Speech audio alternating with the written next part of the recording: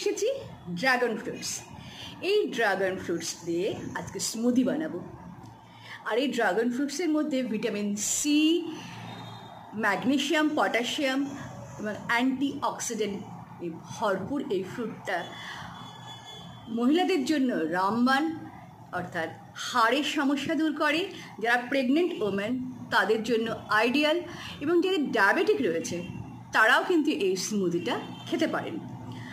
এছাড়া ক্যান্সার প্রতিরোধ করে, আর হার্টের পেশেন্ট ও কিডনি পেশেন্টের জন্য এই ফ্রুটসটা খুব আইডিয়াল। তাহলে চলুন বানিয়ে ফেলি ড্রাগন স্মুদি।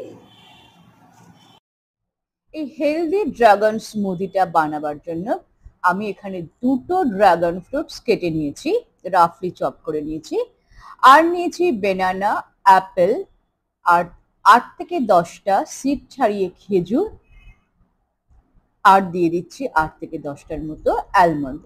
এবার এখানটাকে মিক্সিং গ্রাইন্ডারে মিক্স করে নেব। নেওয়ার পরে এখানে বেশ কিছুটা পরিমাণ ফ্রুটস এখনো পেস্ট হয়নি, এর মধ্যে ঈষদ উষ্ণ গরম দুধ দিয়ে দিচ্ছি হাফ কাপের মতো, দিয়ে এটাকে আর একবার গ্রাইন্ডিংয়ে করে নেব। ব্যাস তৈরি হয়ে গেল আমাদের হেলদি ড্রাগন স্মুদি। এবারে গ্লাসে ঢেলে নিচ্ছি, নিয়ে ওয়ালনাট কুচি আর অ্যালমন্ড কুচি দিয়ে সার্ভ করছি। ঠিক এইভাবেই বাড়িতে আপনারা বানিয়ে খেয়ে আমাকে জানাতে ভুলবেন না ঠিক কতটা মজার হলো। Tata, all the best.